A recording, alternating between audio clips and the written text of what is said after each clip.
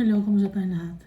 I praise the Almighty Father, the Creator of heaven and earth.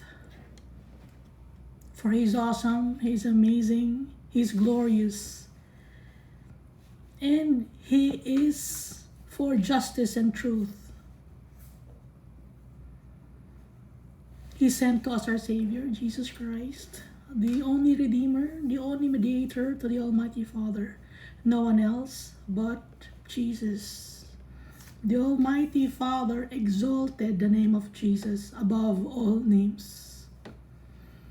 And so whenever we pray to our Father, we will use the name of our Savior, Jesus Christ. He is the Lamb of God, the perfect sacrifice. He is also our friend, our best friend. Our Father will never leave us nor forsake us, even if we are already old and gray. And Jesus wants us to rule Him in His kingdom that will never end. And Jesus Christ prayed to our Father to send to us the Holy Spirit to guide us, for us to remember the sacrifice of Jesus Christ, for us to remember the commandments of our Father and the teachings of our great teacher, Jesus, Yeshua, the bread of life. Jesus is victorious, and so we will be victorious as well if we follow Jesus' ways. Anong way ni Jesus Christ? To love our Father wholeheartedly and to love our brethren.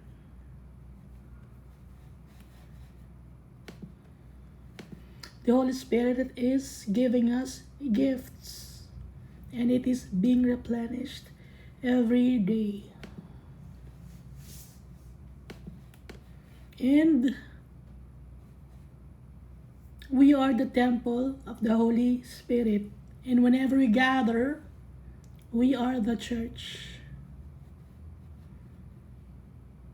The church is not a building. It is not a structure.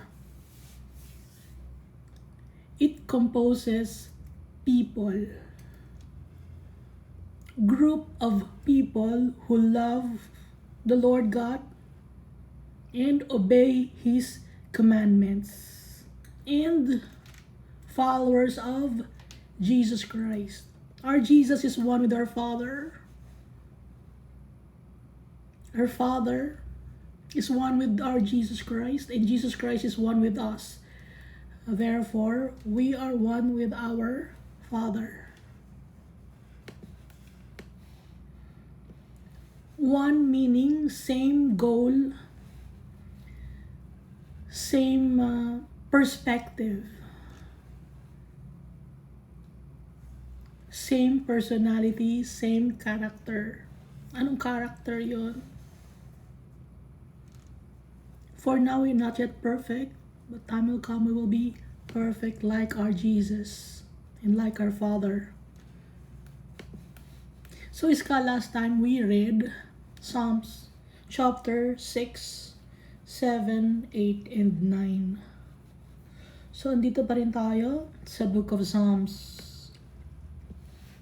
Psalms came from the word Zimmer. Kaya Psalm, Zimmer, may magkahawig ng tunog. It means to pluck. So, anong pinapluck ni David? Harp or lyre. Musical instrument or 8-stringed harp, sheminith. Sometimes yung musical instrument ng Gittites.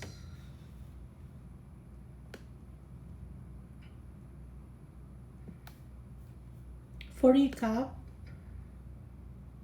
so dito sa Psalms chapter 6 up to 9, nagpapakumbaba si David kay Almighty Father. Kaya tayo dapat magpapakumbaba lagi. Laging umiyak si David. Inaamin niya na umiyak siya. Pag isang tao, inaamin niya na umiyak siya, na siya ay vulnerable. Yung ganung mga tao, yun ang mga strong people. Parang paradox, no? Pag ikaw ay nagpapakumbaba, ikaw ay tataas ni Almighty Father. If you deny yourself, ano ibibigay sa ni Almighty Father? All blessings. Ibabalik ulit niya lahat sa atin.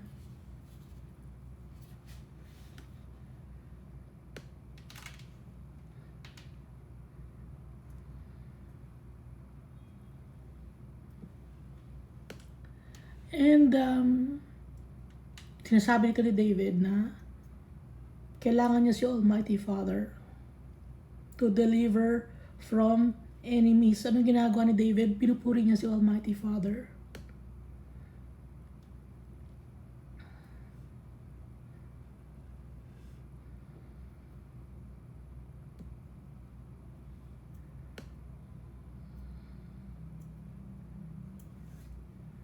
Dahil si Almighty Father, He establishes the just.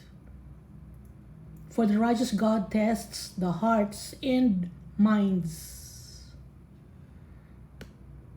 Laging may tests. Every day may test tayo.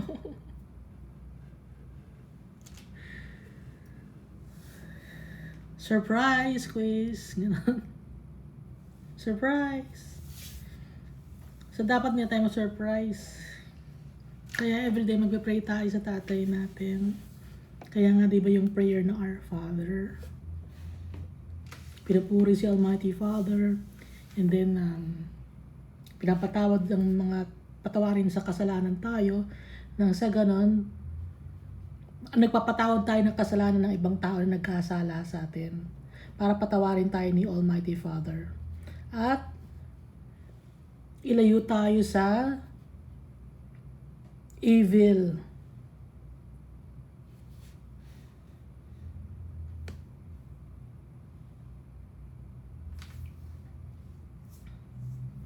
Laging ready si Almighty Father. Laging prepared si Almighty Father. Pag wickedness ang gagawin natin, merong kaakibat na punishment. Pero, may mga gumagawa tayo ng righteousness, pero nakakaranas pa rin tayo ng trials and tribulations, kasi nga, tests sa atin yon. Gaya kay Job.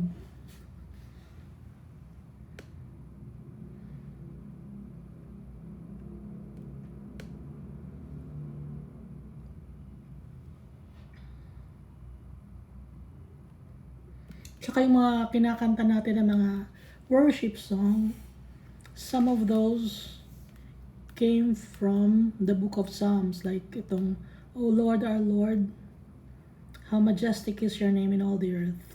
O Lord, our Lord, how majestic is your name in all the earth. So, dito galing ito. Yung mga lyrics. Kasi nung time na to, hindi naman natin alam ang lyrics or kung paano ginagawang kanta ni David.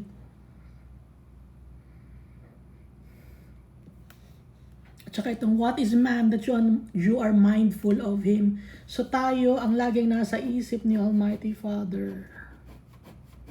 Mahal na mahal niya tayo. A little lower than the angels. At binigyan tayo ng crown with glory and honor. Nirerespeto tayo ni Almighty Father.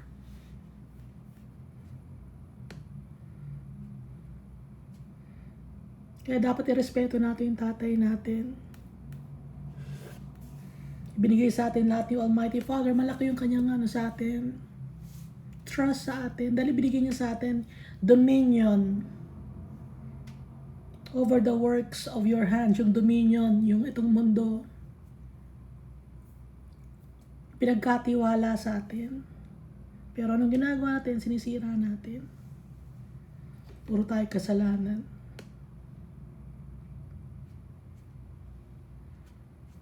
At dito naman sa Psalms chapter 9, gusto niya David na i-announce sa buong mundo ang kabaitan ni Almighty Father, ang kanyang marvelous works. Na si Almighty Father, He is powerful. At kaya niyang i-destroy ang mga wicked. And He will judge the world in righteousness. Si Almighty Father, He will also avenge us. Hindi niya kinakalimutan yung mga iyak natin. Bawat tulo ng luha natin, hindi kinakalimutan ni Almighty Father. Naka-record yun. Nare-remember lahat ni Almighty Father. Pag nagpapakumbaba tayo sa Kanya, alam ni Almighty Father na nararamdaman natin dahil He created us. Kilala niya tayo. Hindi tayo makakalimutan.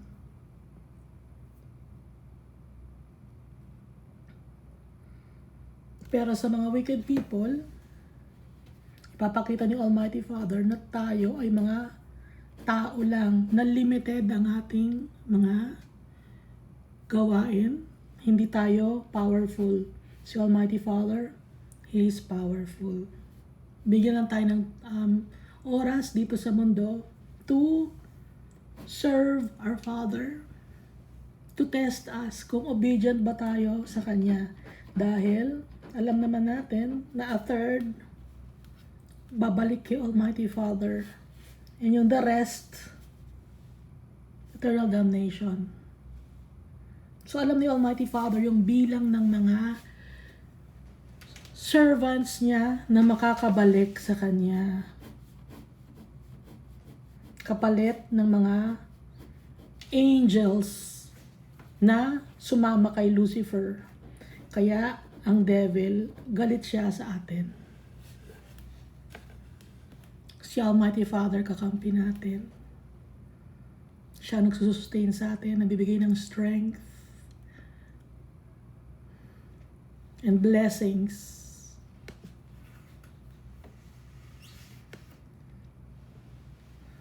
And more. So dito tayo sa Psalms chapter 10. Why do you stand afar off, O Lord? Why do you hide in times of trouble? So may problema si David. Kasi si David, hindi naman niya nakakausap ng nakikita si Almighty Father, unlike kay Moses. So, ang kay David ay visions and dreams. And, naririnig niya, you will hear a voice behind your ear. Pag nakikipag-usap siya kay Almighty Father. Pero, kay Moses, nakikita niya si Almighty Father. Or nakita niya. The wicked in his pride persecutes the poor. Let them be caught in the plots which they have devised. For the wicked boasts of his heart's desire. He blesses the greedy and renounces the Lord. So yung mga greedy people, mayayabang dito sa mundo, swapang. So noon pa man marami ng mga swapang, marami ng wicked, marami ng mga sinungaling, marami ng mga arrogant, marami ng aapi ng mga tao na vulnerable people or mahihirap. Up to now, nang-aapi pa rin ang mga tao gusto man lamang. As an example, yung insurance, legal yung insurance. Bakit naging legal? Lobbied, no? Nilobby yun ng mga businessman sa mga politicians. Dahil bibigyan nila ng pera ang mga politicians. So magkakapera kayo dito. Yun ang lobbying. So nagpapatakbo ng mundo na to, mga mayayaman na tao, hindi politicians. Yung mga politicians, mukha lang nila nakaplakda, no, naka-front. Pero, sa likod, meron sa kanilang nagpapatakbo o nagmamanipula.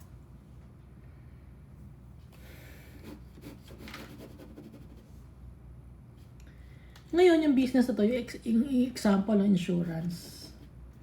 Pansinin nyo, laging may bangko. Pag may bangko, may insurance. No, dikit-dikit sila. Wickedness, dikit-dikit yung wickedness. Yung greediness.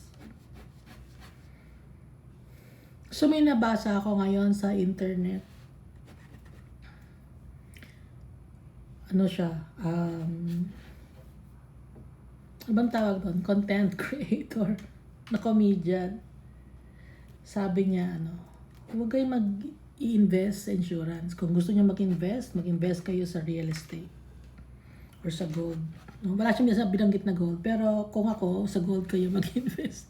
Pero yon, sabi niya sa real estate, wag sa insurance. Kasi nagbabayad siya ng insurance para sa nanay niya. Anong ginawa ng insurance? Nag-declare yung insurance ng bankruptcy. Ang binigay sa nanay niya, kulang pa sa ibinigay ng nanay. Ano ba tawag doon? Hindi sapat. Kulang yung binigay. Example, na ibigay ay 1 million. Ang binigay lang sa nanay niya, mga 700,000. Example lang yon. Imagine, kumita na yung pera, no? Ng 1 million sa insurance, nakalagay yun, nilalaro yun sa stock market. Kumita na yon. Ngayon, ang binigay lang sa kanya, 700,000. Kasi, meron yung mga, may mga tinatanggal pa ng mga surcharge. May mga hidden clauses pa yon. Business yon, hindi yung tulong sa kapwa-tao. Okay? Lagi natin tatandaan, lahat ng mga bagay dito sa mundo, sinasabi nila na serbisyo yan. Like sa ospital, service yan. Hindi, business pa rin yun.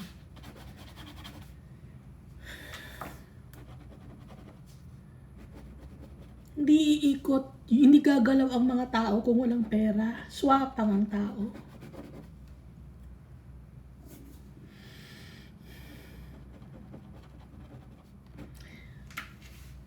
Ang nagpapatakbo sa mundo na to ay ang mga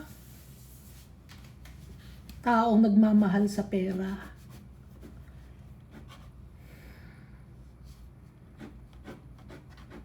Kaya ngayon lahat tayo damay-damay.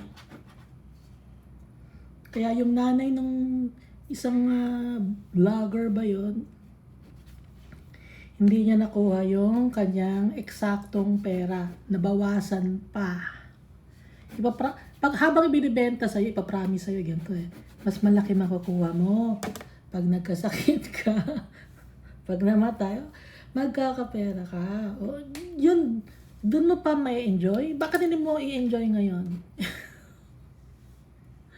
Bakit hindi mo i-enjoy ngayon? Bakit dun pa sa time na yun na hindi ka na makagalaw? Swapang, greedy.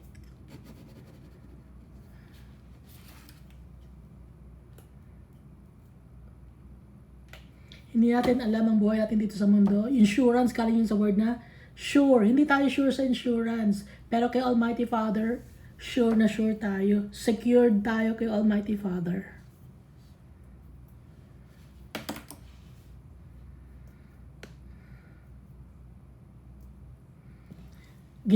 Minamanipulate lang kayo para makabenta sila.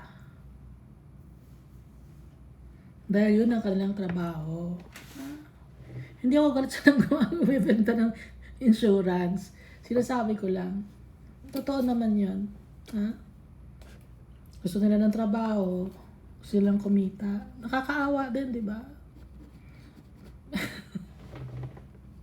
Nakakaawa.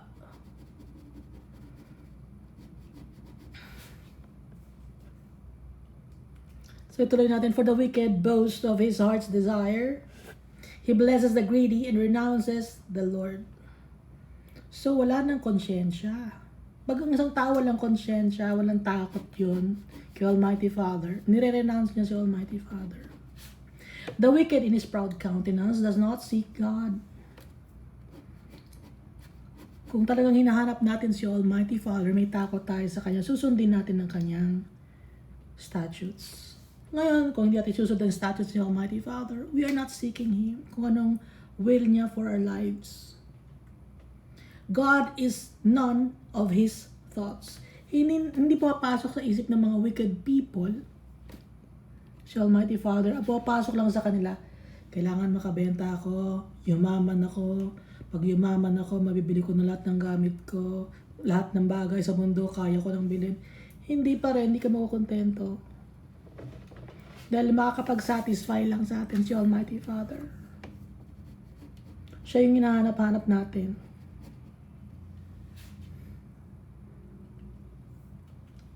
So dito sa mundo, may damit tayo, di ba? Hindi tayo matigil bumili ng damit. Kasi meron talaga tayong damit na maganda, na kay Almighty Father yon. Nakukuha lang natin yon pag tayo ay perfect na. Pero pa ngayon, hindi pa tayo perfect.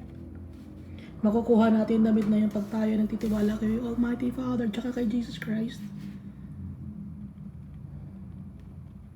Susundin natin ang tatay natin. Ano pa? Ano pa ang mga hinahanap natin dito sa mundo? Bahay, no? Bakit natin hinahanap ang bahay?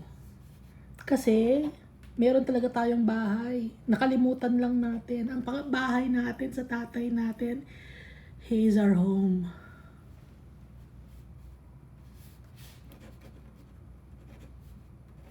Kaya nga ang basic necessity ng mga tao, food, shelter, and clothing. Kasi itong tatlong bagay na to, si Almighty Father provided sa atin lahat ni Almighty Father nung tayo ay kasama niya bago tayo may panganak dito sa mundo. Yung food, ano yung food? Si Almighty Father nagsusustain sa atin, hindi tayo nagugutom. Clothing, meron tayong damit. Galing kay Almighty Father. Yung shelter, yung home natin, kay Almighty Father din yun. Hinahanap natin dito sa mundo. Hindi tayo masatisfy ng mga bagay dito sa mundo. At ginawa ni Almighty Father yun na hindi tayo masatisfy para makabalik tayo sa Kanya. Maalala natin siya.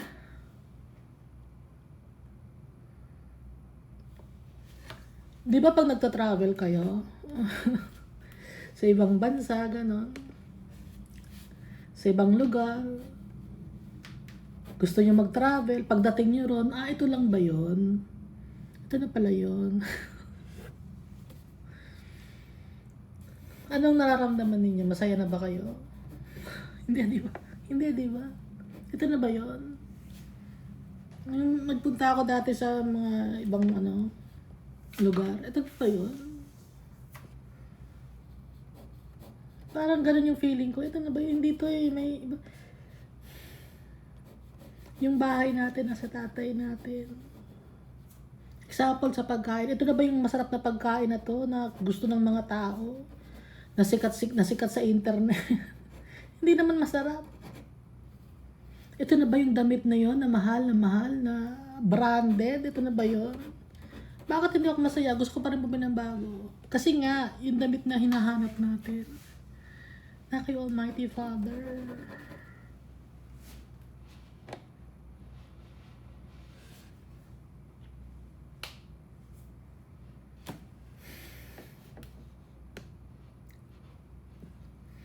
The wicked in his countenance does not seek God. God is none of his thoughts. His ways are always prospering. Your judgments are far above, out of his sight. As for all his enemies, he sneers at them.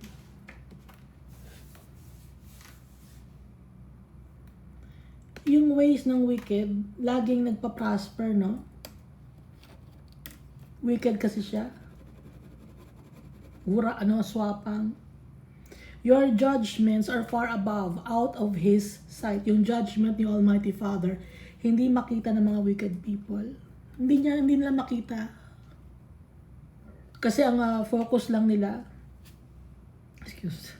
ang focus lang nila ay ang mga bagay dito sa mundo. As for all his enemies, he sneers at them, away-away. Lahat, they betray one another. Para manguna. Like sa office, no? Yung mga office na sa office, yung mga tao sa office, hindi mo kaibigan yung mga yon. Office mates mo yun, hindi mo sila kaibigan. Ano kayo na, yung mga napopromote sa office, no? Sa office setup, may, sa trabaho nyo may napopromote. At ikaw, minsan hindi ka napopromote. Oh. Kasi nga competition yon. Kahit sa school, no? Hindi kayo pantay-pantay. Kasi nga nagko-compete kayo. Kahit yung mga businesses, nagko-compete. Kompetensya para maging angat sa iba, para mag-rule, para magkaroon ng power, para maging famous, para yumaman. Hindi sila nagsasama-sama para umangat lahat kasi gusto ni Almighty Father. Kaya nga pinadala si Jesus Christ para tayong lahat sama-sama tayo. Walang lamangan. Pero ang gawain dito sa mundo, pinagko-compete kayo. Sasabihin pa, magaling si ganyan. Para ngayon matrigger ka. Magaling si ganyan, mas maganda si ganyan, mas matalino si ganyan, para matrigger ka. Si Almighty Father, hindi ganun. Kasi pag competition, nag-wreak ng havoc yon ng pagkaka-watak-watak. Kagaya ni Satan, no? Divide and conquer ang ginagawa niya. Ang daming religion. Kanya lahat yon. Hindi nyo alam. Kanya lahat yung religion na yon. Kanya lahat yon. Divide and conquer ang ginagawa niya. Dahil si Almighty Father gusto niya sama-sama tayo.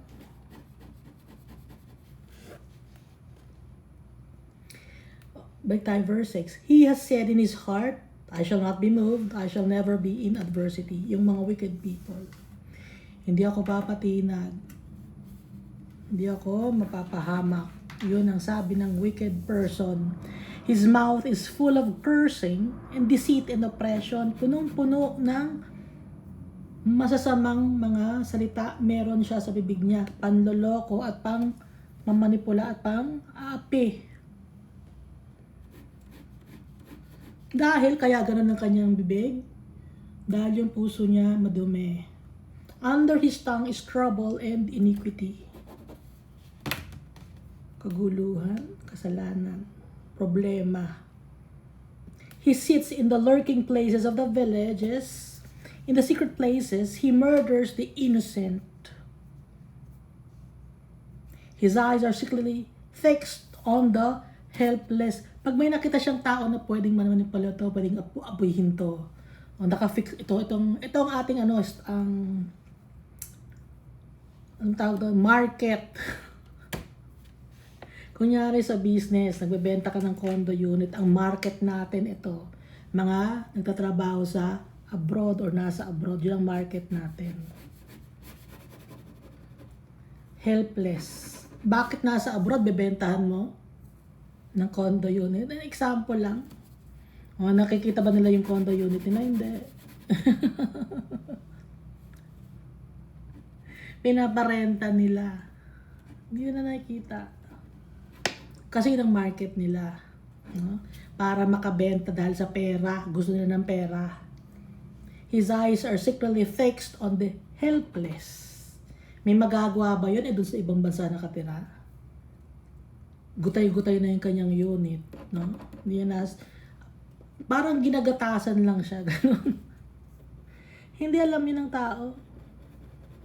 Ginagatasan. Mga mayayaman ang nanggagatas. Ano mang tawag doon? Ng abuso. Sa politics, gusto niya. Sa politics. Mga politicians na abuso ng mga tao. Dagdagan natin yung tax. Parang kulang yung tax natin eh. Oh. Samantalang yung mga politician na yan, nagbabayad ba ng tax yan? Maliliit lang binabayad ng tax niya. At kasali pa sila sa mga partnership ng businesses na malalaki. Yung mga politicians na yan, kahit sino. Sabihin mo, hindi, Christian yan, kasali siya. Dahil meron siyang mga tauhan, kahit Christian siya, may mga tauhan siya na nag-aabuso at inahayaan niya yon. Aware man siya ron o hindi, kasalanan yon, kasama siya ron, damay-damay.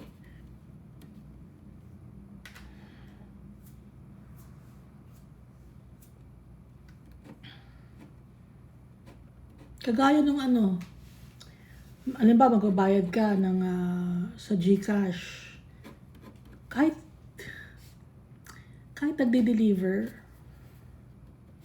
yung magde-deliver ng ng parcel mo, wala kang i-GCash mo na lang, nanghihingi, sasabihin, hindi, para yan sa cash out fee. Walang ganon, dahil sa sobrang dami ng dinideliveran nila, nakakakuha sila ng pera doon. Kasi ang cash out fee lang naman, maliit lang yun eh. So, bakit hindi nila i-consolidate yung mga pumapasok na pera sa sa e-wallet nila. Tapos, pag cash out, maliit lang yun. Ang ginagawa nila, bawat isang parcel may charge. Kita na nila, hindi mayaman yun Tinan mo, abusado. Tapos pagtatanungin mo, ang daming explanation. Alam mo na ang daming explanation ito Pag maraming explanation, yun na yun. Clue yun. Pag isang tao, maraming explanation, sa investigasyon, sa mga pulis, nagdududa ang mga investigator pag maraming explanation ang isang tao. Kasi gusto niyang i-justify. Sa pag-justify niya ng justify, gusto niyang mangyari, nabubuking siya. Halata.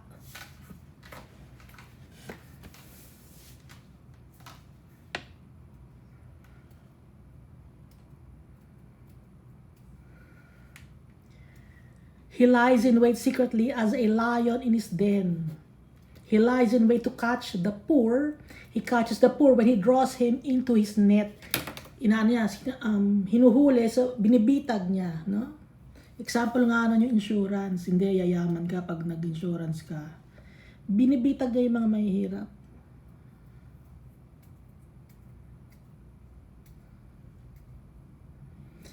Mahirap kapareho sa mahirap ng abuso. Mayaman sa mayaman ng abuso. Mayaman sa mahirap ng abuso.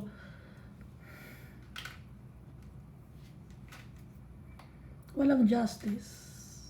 Dahil lahat gumagawa ng wickedness. Kaya anong nangyayari sa society natin? Bulok, sira. Example, hindi pagagandahin natin tong lupa na to, i-reclaim natin ang land na yan. Pag ni-reclaim ng land na yan, sino nagbe-benefit? Yung mga mayayaman. Yung mga mahirap nagbe-benefit ba? Hindi. Sa environmentalist, no, yung burger, dami. Example, yung burger, panloloko yun eh. Yung burger nakabalot sa isang papel. Tapos, ang ibibigay sa yung, kasi nagmamahal tayo sa environment, ang pambalot natin ay paper bag. Ganun ba? Paper bag ba? Pero pag nakita mo yung burger, pinuksan mo yung burger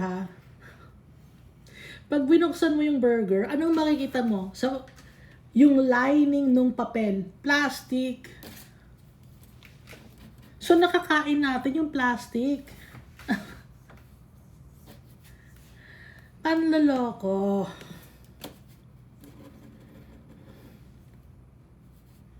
Dahil negosyo yun. Kunyari, mahal natin ang environment. Pero, ang sinisira naman natin yung tao. Makakain yung lining ng papel. May plastic yun. Yung burger, mainit. Ilalagay sa paper na may lining na plastic. Manipis yung plastic. Bagong luto yung burger, nakalagay doon yung ano, sa lalagyan yung papel na may plastic. E di dumidikit yung plastic doon sa burger na kakainin ng tao.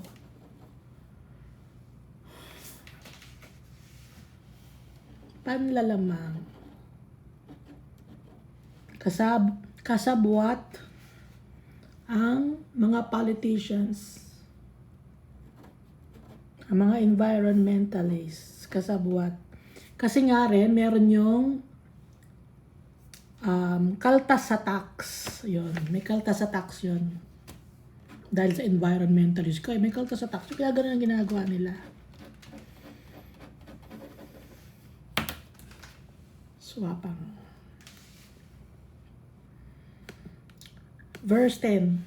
So he crouches, he lies low, that the helpless may fall by his strength. Para madapa ang mga mahihirap, ang mga walang kalaban-laban. He has said in his heart, God has forgotten, he hides his face, he will never see. Anong sabi ng wicked person? Ng mga businessman, ng mga politician? Si Almighty Father nakalimutan na. Tinatago niya yung kanyang mukha, hindi niya makikita yung mga ginagawa naming wickedness. Nakikita ni Almighty Father. Hindi sumasagot si Almighty Father. Binabantayan kayo. Kasi alam ni Almighty Father. Siya pa rin ang God. Siya pa rin ang magde-decide. Arise, O Lord, O God, lift up your hand. Do not forget the humble. So, nagmamakawa si David. Lord, huwag mong kalimutan yung mga humble people, yung mga nagtitiwala sa iyo, yung gumagawa ng mga kinakagalak mo, Almighty Father.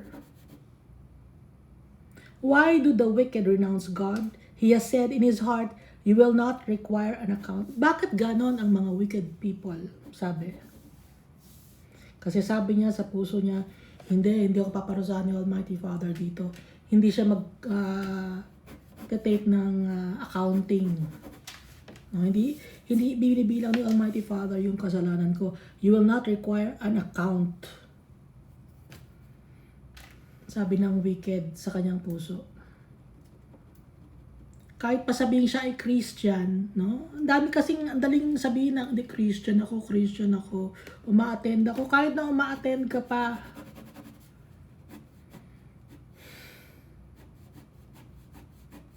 kahit kabisado mo ang Bible, dahil si Satan kabisado niya ang Bible.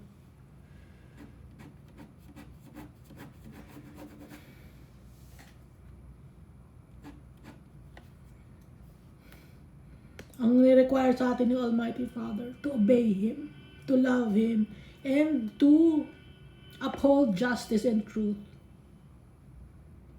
To be humble.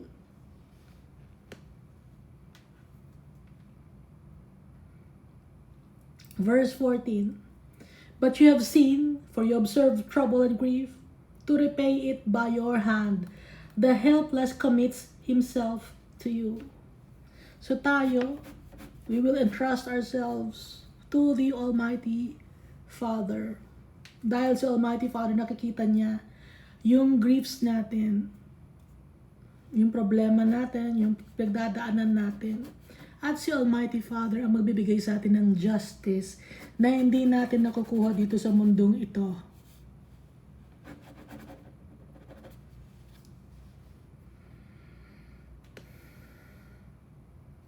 The helpless commits himself to you.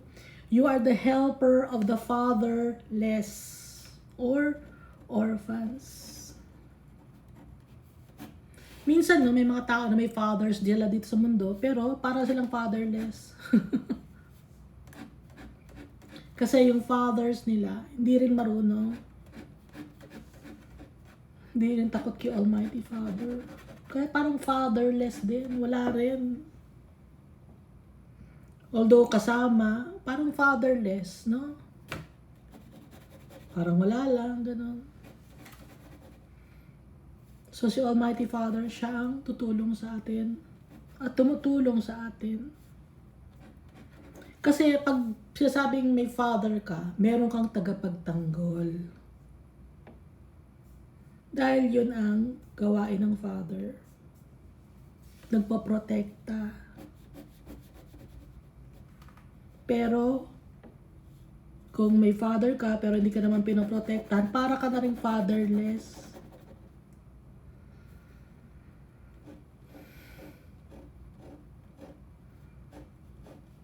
Kung may tatay ka pero hindi ka inaasikaso, para ka na rin fatherless.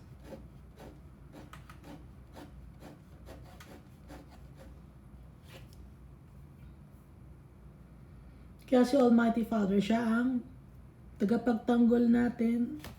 Siya ang tutulong sa atin at tumutulong sa atin. Dahil siya yung totoong tatay natin. Siya yung nag-create sa atin. Yung puso niya nasa atin. Yung mga tao kasi, no, minsan na pinanganak, ay hindi ko naman plinano yan eh. Yung tayong mga tao, no, minsan, ay hindi ko plinano yan. Ba't nagkaanak ako? Hindi ko plinano yan. Pero si Almighty Father, sinadya niya na gawin niya tayo. Planado tayo. Kaya mahal tayo ng tatay natin. Ha? Kung tayo dito sa mundo, hindi tayo planado. Ako hindi ako planado. Gusto ng magulang ko sa akin, lalaki ako. Kasi yung panganay daw, babae. Gusto naman lalaki. Pogi lang ako, pogi lang. Nalungkot na babae ang lumabas. Kasi hindi ako planado. Pero kahit na hindi planado, mahal ako ni Almighty Father. Siya ang nag-create sa akin.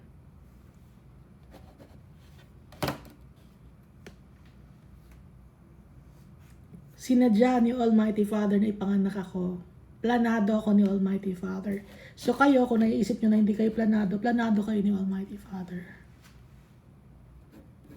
Kasama kayo sa plans. Sa great master plan. Tayong lahat. Verse 15. Break the arm of the wicked and the evil man. Seek out his wickedness until you find none. Sabi ni David. The Lord is king forever and ever. The nations have perished out of his land. Tatanggalin ni Almighty Father mga wicked people sa land niya. Gaya ng nakalagay sa Book of Revelation. So tingnan natin from the Book of Psalms, ang layo ng itinalon, Book of Revelation. The nations have perished out of his land. Kasi sino ba may-ari ng mundo na to? Si Almighty Father. Pero ang naghahari-arian ay ang principalities and the forces of darkness.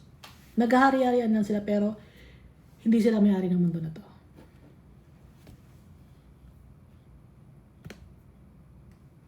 Si Almighty Father, He is King forever and ever. Hindi matatapos ang kanyang kingdom.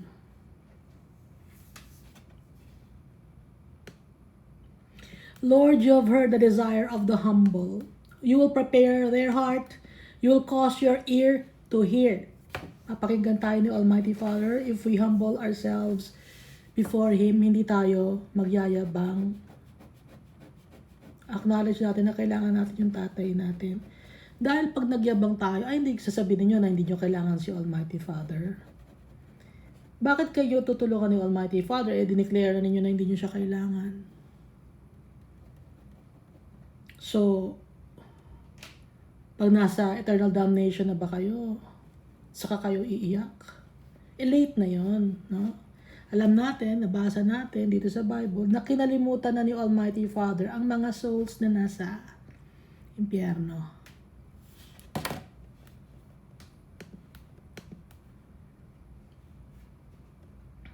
Kaya tayo, habang nandito tayo sa mundo, hingi tayo ng tulong kay Almighty Father. Tutulungan niya tayo if we are faithful to Him And if we are faithful to Jesus Christ, laging kasama si Jesus Christ, hindi pwedeng wala dahil sa new covenant. Okay?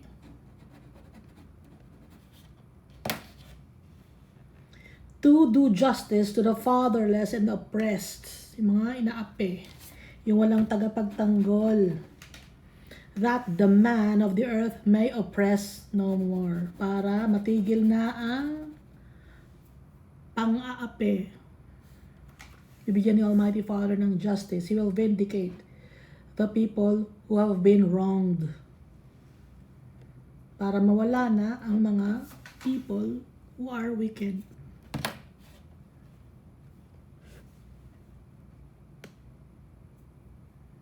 So dito na tayo sa Psalms chapter 11. Naintindihan mo ka? O naintindihan ko sarili ko? In the Lord I put my trust. How can you say to my soul, flee as a bird to your mountain? For look, the wicked bend their bow. They make ready their arrow on the string, that they may shoot secretly at the upright in heart. Kinakalaban ng mga wicked people ang mga followers of Jesus Christ and the Almighty Father.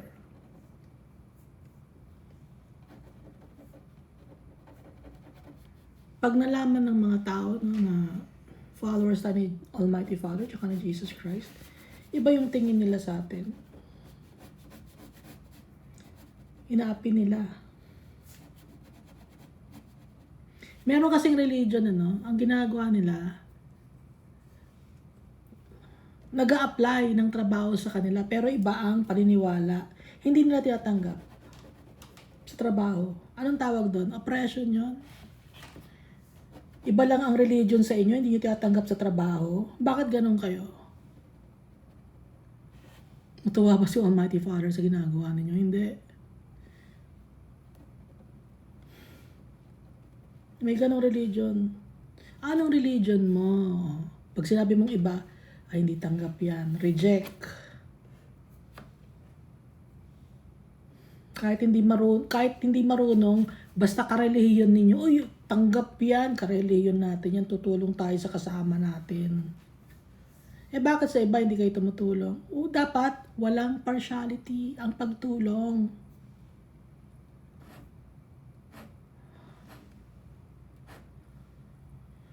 Hindi lang ninyo kareliyon, hindi nyo tinatanggap sa trabaho.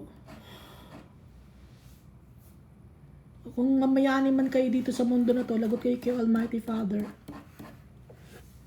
Sa graduation, tayo nyo na lang sa graduation.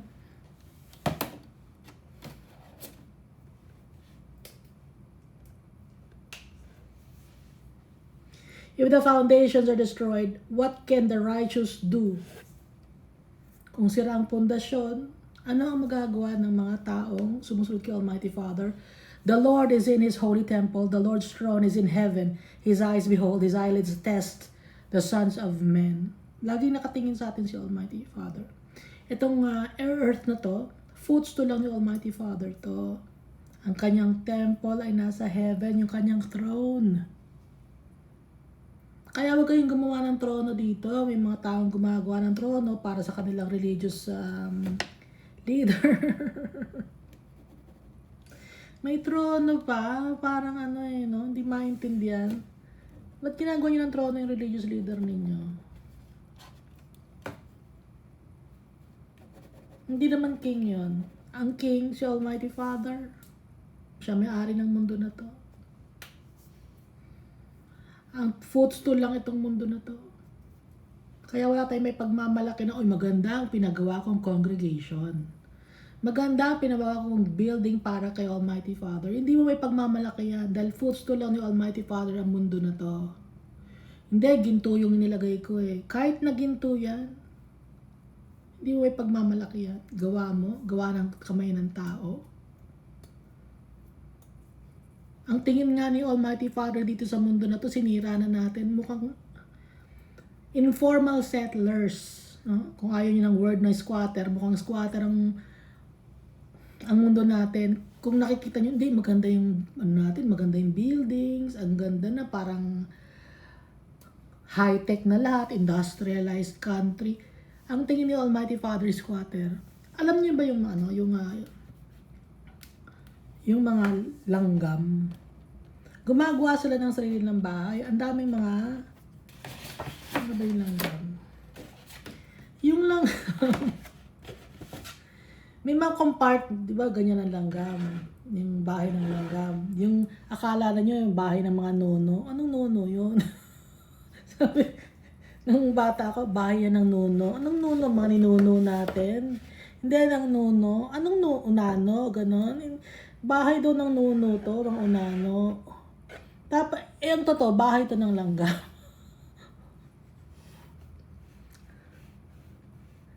Di ba sasabihin, excuse me po, anong excuse me ba tawag doon? Tabi-tabi, bahay ng langgam yan eh. Hindi naman yan bahay ng ninuno, unano, luno, hindi. Langgam to, no? Bahay ng langgam. Tapos yung queen langgam nandito. Ha? Ano ba tawag doon yung nambubukbok ng bahay? Yung ginagawa nila, ang daming mga compartment. Ha? Di ba ang pangit tignan? Sa perspective natin, ang pangit tignan, di ba? Pero yung mga langgam, gandang-ganda sila sa gawa nila. Parang tayo. Para tayong langgam, gandang-ganda tayo sa gawa natin. Pero sa paningin ni Almighty Father, ang pangit.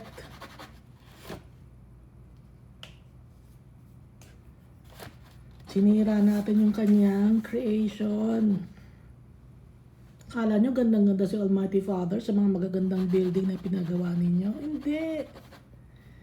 Dudurugin lahat ni Almighty Father yan.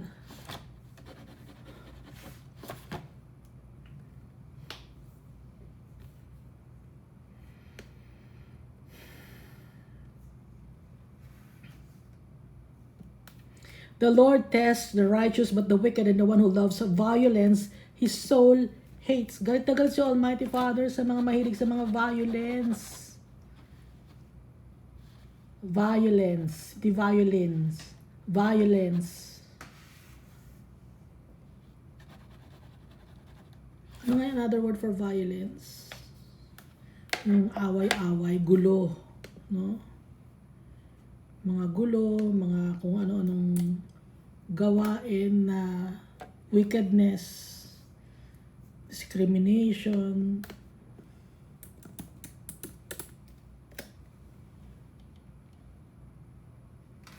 savagery, barbarism, bloodshed, cruelty, ferocity, roughness, assault, attack, barbarity, savageness, terrorism.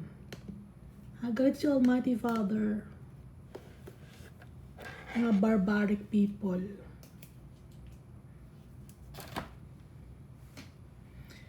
Tayo na mga sumusunod sa kanya, tinetest niya tayo. Pero yung mga barbaric people, galit si Almighty Father. So ganito yon. Depende sa perspective natin. Kasi dalawang klase ng tao. Pareho silang may trials and tribulations. Pareho na pinagdadaanan. Mahirap ang buhay, no? Yung isang tao na nagtitiwala kay Almighty Father, ang perspective niya, Lord, this is only a test. I trust you, Almighty Father. I know that someday, you will bless me. And this will soon pass. Itong mga trials and tribulations na to. But the wicked, anong sasabihin ng wicked? Ay, hindi ako mahal ni Almighty Father. Bakit ko siya sasambahin? Pinapahirapan niya ako.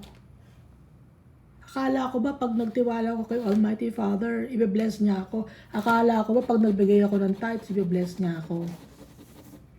So, same ng trials and tribulations na pinagdadaanan, same problem, pero magkaiba ng pananaw. Yung isa, ang pananaw niya, nagtitiwala siya kay Almighty Father, mahal si Almighty Father, and trials and tribulations lang yon to strengthen his faith. Yung isa naman, anong tingin niya sa trials and tribulations na pinagdadaanan na hindi siya mahal ni Almighty Father? na hindi powerful si Almighty Father, na hindi faithful si Almighty Father. So ano ngayon ang gagawin ni Almighty Father?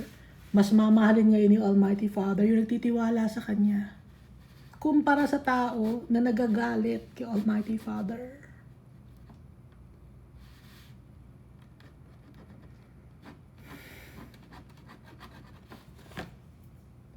Galit si Almighty Father sa mga taong hindi nagtitiwala sa Kanya. Ang dami ng miracles ni Almighty Father, nakikita naman natin. Tingin tayo sa sky, tingin tayo sa paligid natin. Works of the Almighty God. Powerful. Is our Father. Faithful for all eternity. Verse 6, upon the wickedness He will rain coals, fire and brimstone, a burning wind shall be the portion of their cup. Ano makukuha nila? Na inheritance. Yung mga wicked people na hindi walang tiwala kay Almighty Father. Parang Sodom and Gomorrah. Fire and brimstone and a burning wind. Yun ang kanilang portion. Yun ang kanilang inheritance. Yun ang kanilang makukuha. Galit ni Almighty Father because they did not trust and obey the Almighty God. Wala silang takot. So nasa perspective natin yun. Kung tayo ay nagmamahal kay Almighty Father, may trials and tribulations tayo, alam natin na yun ay test lang ni Almighty Father. We are just being perfected. Parang si Jesus Christ na nakaranas ng trials and tribulations. Tayo pa ba? Hindi tayo angat kay Jesus Christ. But Jesus is victorious. He forged a path to righteousness. Doon tayo ngayon dadaan. Sa path that Jesus took. Jesus is the way, the truth, and the life. Wala makakalapit kay Almighty Father unless may tiwala ang tao na yun kay Jesus. Okay? Sinakausap ko. For the Lord is righteous. He loves righteousness. His countenance beholds the upright. Masaya si Almighty Father. When we trust Him, when we obey Him, when we have faith in Him, masaya si Almighty Father.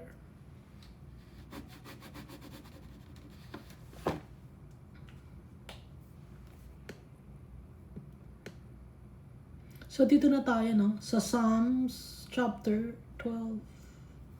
So ginamitan na naman to ng 8-stringed harp. Kasi nga music ito. Song. Ang tawag ng 8-stringed harp na to ay sheminith. So merong chief musician. Si David, parang conductor. So basahin natin. Psalms chapter 12. Help, Lord, for the godly man ceases. Nababawasan na yung mga tao na nagtitiwala kay Almighty Father. Hindi na makita ni David. For the faithful disappear from among the sons of the men. Nawawala na, nababawasan na, nahihila sa wickedness yung mga godly man.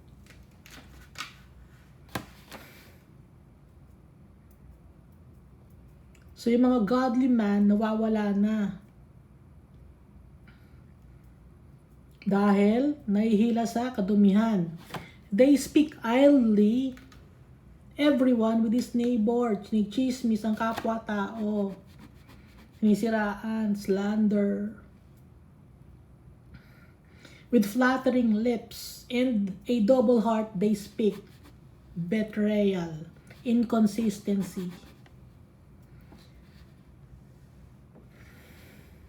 Pagkaharap, maayos. Pag nakatalikod, doble kara. Kung pagharap yung alam mo, galing-galing mo, ganda-ganda mo, okay ka lang, ganun ka. Pero pag nakatalikod, ay, alam mo yan, si ano, ganyan yan eh. O, alam mo, ganun. Double heart, they speak. Kaya mahirap magkipagkaibigan. Hindi mo alam kung sino ang totoo sa hindi.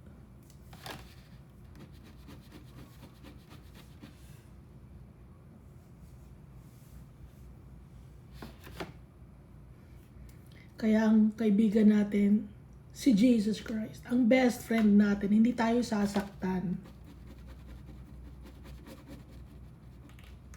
At laging sinasabi ang katotohanan. Puro pagmamahal sa atin. At may tiwala sa atin. Si Jesus Christ siya kasi Almighty Father. Verse 3, may the Lord cut off all flattering lips and the tongue that speaks proud things. Tanggalin ni Almighty Father yung mga tao na mahilig mambola, mahilig mag-manipulate, at nagsasalita ng mga kayabangan, pang-aalipusta sa kapwa-tao. Halimbawa, example, ay hindi ako bibili ng ganyang, ay ganun ang bag niya, hindi ako bibili ng ganung bag. Kahit na mayaman ako, hindi ako bibili ng ganung bag. Inaabuso mo na yung taong ganun. Nag-aabuso ka na ng tao pag ganun ka magsalita. Chinichismis mo na, masama yung puso mo pag ganun ka. Ay, ganun ang bag niya, hindi ako bibili ng ganung bag. Inggit na yon, inggit yon. Kino-cover ng wicked lips yung inggit. Kung nakakita ka ng kung anong meron ng kapwa-tao mo, ay, ang ganda naman. Ay, nainggit ako, maganda yan. Gusto ko rin ng ganyan. Ganon, hindi ako bibili ng ganyang bag. Pangit naman yan. Pero ang totoo, maganda. May narinig na ako mga taong ganon. Binabantayan ko sila. Kung ano mang binabanggit. Nakikinig lang ako. Tahimik lang. Ay, ganun pala to. Nag-observe lang ako sa mga tao. Ano. Mahilig ako mag-observe. Pero yung utak ko umiikot. Akala nila mahihain ako. Hindi ako mahihain. Ayoko lang magsalita ng wala namang kakwenta-kwenta.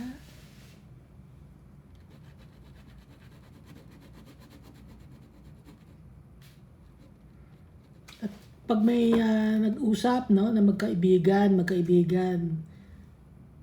nagsiraan sila, no? Yung isang kaibigan may sinabi sa akin, yung isang kaibigan may sinabi rin sa akin. Tapos ngayon sila magkakampi. May pareho sila may nasabi sa akin na pangit, no? Na, sa bawat isa ng kaibigan nila. Hindi ko sila papagawain. Hayaan mo sila. Yung example, paano, hindi kasi ako magsalita. So, itong tao na to, may sinabing masama against sa tao na to. Itong tao naman na to, may sinabi na masama against sa tao na to, no? Sinabi sa akin, andito ako, sinabi sa akin. So, yung sinabi niya sa akin at sinabi niya sa akin, hindi ko sasabihin sa kanya yung sinabi nito at yung sinabi nito, hindi ko sasabihin sa kanya. Ayoko sila mag-aaway. Dahil pag sinabi ko, yan mag-aaway sila. Hayaan mo sila. Hayaan mo silang sa akin sila galit. Basta ang alam ko, hindi kayo maayos, magulo kayo. Pero alam ko na pag sila ngayon na magkasama, ako naman ang sinasabihan ng pangit. Hayaan mo sila, inahayaan ko lang ganon. Ganon ang pagkatao nila. Tanggap ko na ganon sila. Ayokong makisali sa mga ganong klaseng kaguluhan. Hindi ganon ang gusto ni Almighty Father. Dahil kaya lang nagsasalita ng mga kasamaan ng mga tao dahil sa inggit. At selosan. Hayaan mo sila. Nahimik tayo. Kasi nga kung ano lumalabas sa bibig natin naman na pangit, di ba? So, ang dapat ang gagawin natin sa lips natin, yung mga lumalabas sa lips natin, to uplift our brethren. Oo, kaya mo yan sa tulong ni Almighty Father. Lakasan mo lang ang loob mo.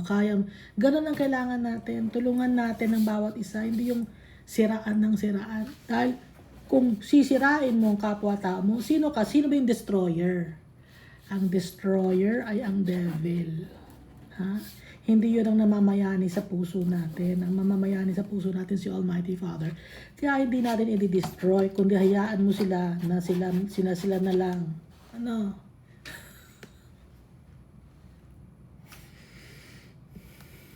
May the Lord cut off all flattering lips, and the tongue that speaks proud things, who have said with our tongue we will prevail.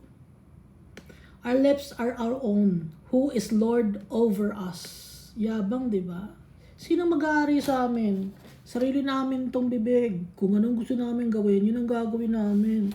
So mali yung kasabihan na kung anong gusto mo, gawin mo. Mali yun.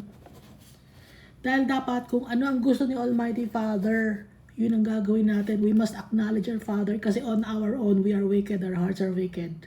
It's dark. Kaya hindi tama yung basta wala kang tinatapakang tao, gawin mo yung gusto mong gawin. Hindi, mali yun. Kasi naturalesa sa tao, gumawa ng wickedness. Yung ganong advice, galing yun kay Satan. Verse 5, for the oppression of the poor, for the sighing of the needy, now I will arise, says the Lord. I will set him in the safety for which he yearns. Tayo, nag-yearn tayo ng safety, ng security. Ibibigay sa atin ni Almighty Father yun. Sabi ni Almighty Father, now I will arise. I will set him in the safety for which he yearns. Kailan magyayari yun? Pag nakuha na natin ang ating reward. Sabay-sabay natin makukuha ang ating reward. Ang ating inheritance.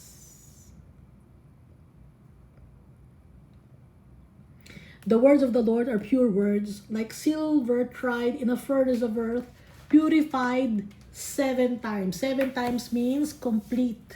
Complete ang pagpapurify. Yung mga sinasabi ni Almighty Father, pure yun, yung kanyang mga words. Because our Father, His heart is pure. He is righteous. He is just. Like silver tried in a furnace of earth. Ano nailagay na sa apoy, lumabas na yung essence or yung ginto, no? Like silver tried in the furnace of the earth, purified 7 times, not just once, not just twice, but 7 times purified. It's a complete number. Completion. And their Father keeps His promises. Verse 7, you shall keep them, O Lord. You shall preserve them from this generation forever. So, ang tagal nito, ito pa yung time ni David. And then, yung generation niya, up to forever. Hindi natatapos. May forever kay Almighty Father. Verse 8, the wicked prowl on every side. Yung wicked, laging nagmamasid-masid yan. Yun yung ibig sabihin ng prowl. Parang mga magnanakaw. Sa bawat sulok, iba-ibang age, iba-ibang background, iba-ibang klaseng tao. When vileness is exalted among the sons of men. Nakakalat ang mga tao, iba-ibang age. May bata, may matanda, may ipe na wala. Iba-ibang itsura. Nakakalat sa buong mundo. Prowl on every side, nagbabantay. When vileness is exalted among the sons of men.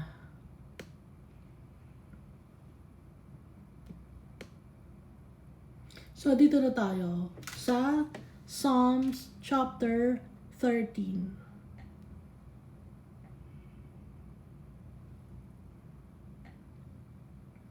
How long, O Lord, will you forget me forever?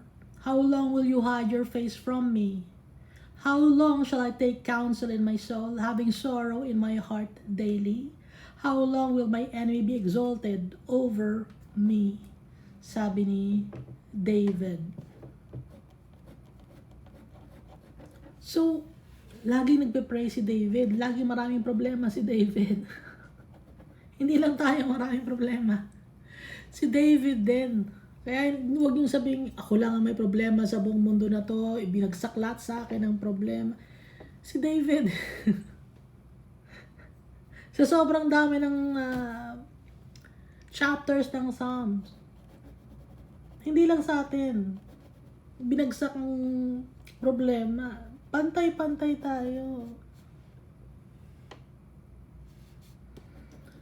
In every corner, may nagpa-prowl ng wicked people. Nasa sa atin na yun kung how we will overcome those people. Paano? By trusting in our Father. Obey His commands. Seek Him. Seek our Father faithfully. Para hindi tayo maligaw. Tayo makipag-away, makipag-argue. Manahimik tayo.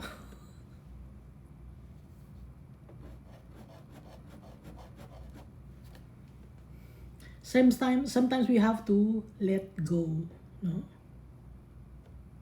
Kausapin natin si Almighty Father. Lord, ito ang problema ko eh. Naiiyak ako, Almighty Father. Ano naman sasabihin sa atin ng Almighty Father? Temporary lang yan, anak. Huwag kang mag-alala. Ako ang iyong banner. Ako ang iyong inheritance. So pag gano'n ang sinabi ni Almighty Father, oo nga Lord God, mas precious ka pa sa lahat-lahat.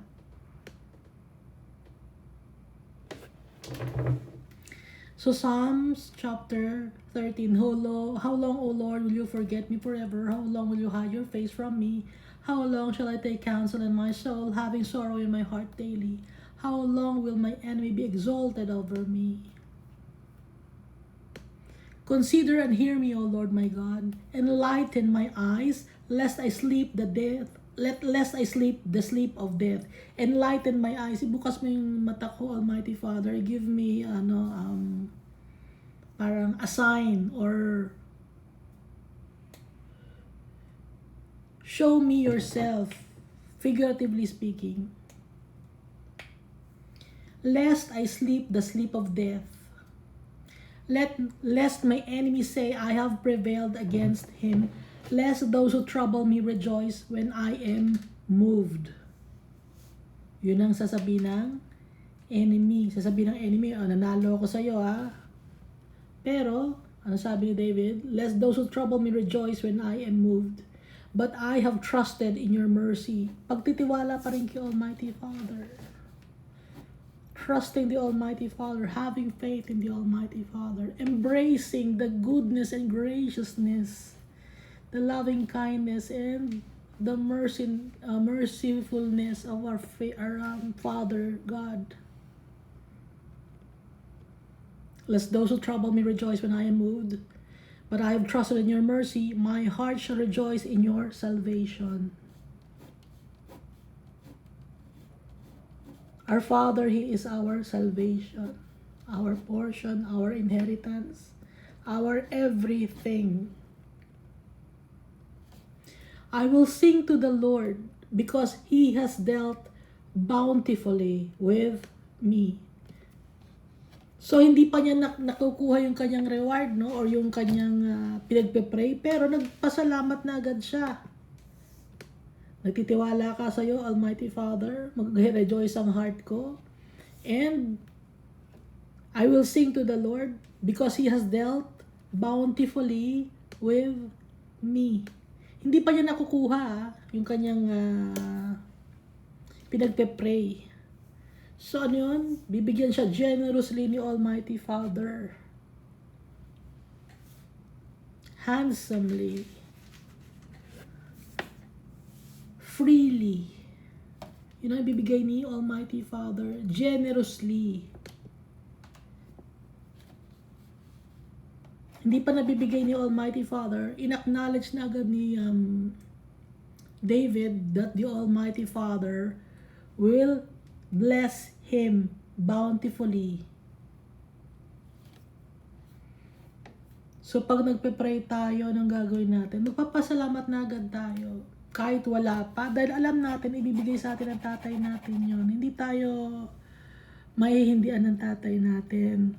Dahil alam niya na mahal natin siya. At mahal na mahal niya tayo. Hindi niya tayo iiwan. Hindi niya tayo pababayaan.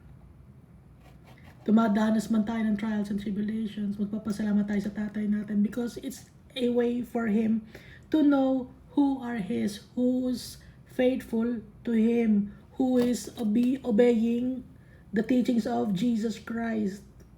We're being tested in this world. It's very painful. No? Napaka-painful yung mga tests. Napakahirap. Mahirap pa sa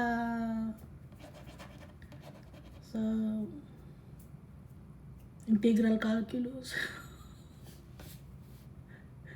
Mahirap pa sa mahirap pa sa napakahirap.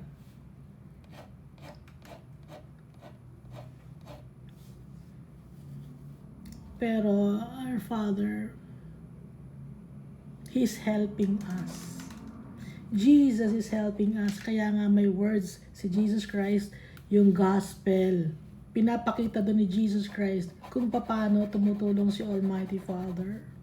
Pinapakita doon kung paano na ang gagawin natin. Kaya magpasalamat tayo kay Jesus Christ. Meron tayong sample. Sa mga tests, no? Sa mga books, may mga mahihirap na isolve ng mga problems doon. Example sa math, sa integral calculus, tsaka sa differentiated calculus ba yun? Differential calculus. May mga practice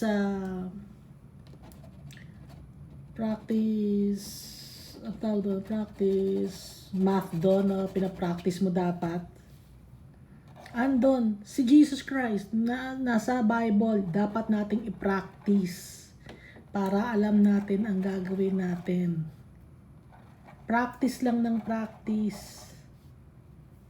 Halimbawa, dumating na itong problema sa akin, anong gagawin ko rito sa gatong problema?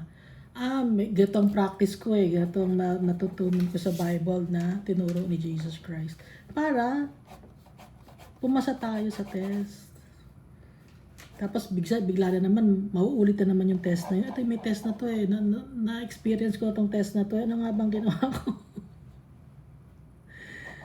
Ay, pumasa ka na uli. O, diba? Nandito tayo sa mundo, mahirap. Pero, pagwawagyan natin ang lahat dahil si Jesus, victorious. And very selfless. Gusto niya tayo to reign with Him. Yung mga politicians, no, tsaka yung mga mayayaman, tsaka yung mga greedy people, gusto lang nila, sila lang ang maganda, sila lang ang matalino, sila lang ang mayaman, sila lang ang powerful. Pero si Jesus Christ, isinasama niya tayo to reign with Him. Saan ka nakakita ng ganong klaseng King of Kings and Lord of Lords? Si Jesus lang, wala nang iba. Yung mga religious leader ninyo, sinasakop lahat ng pera ninyo. Pag hindi ka nagbigay ng pera, o nakalista ka na ngayon, next week, dagdagan mo ha. Hindi ganun si Jesus Christ.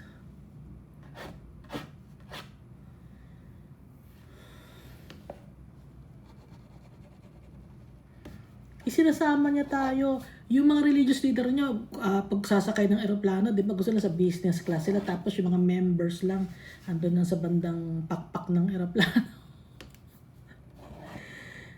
Jesus Christ, hindi. Gusto niya tayong isama. Saan ka ba nakakita ng ganong klaseng king?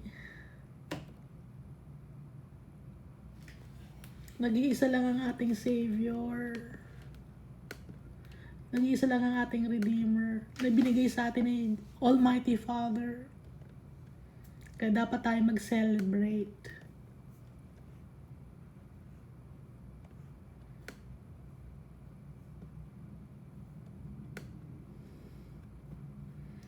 Lahat ng mga tao dito, hindi, may limit no? Halimbawa, pag empleyado ka lang, yan lang ang kakainin mo, Diyan lang ang portion mo, ito lang ang sweldo mo.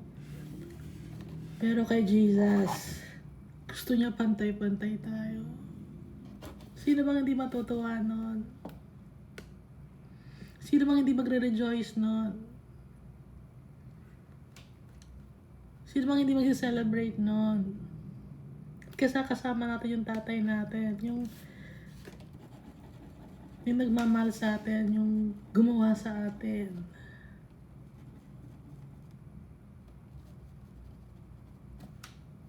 Yung tanggap tayo, kahit sino tayo, kahit ano tayo, kahit napangit tayo.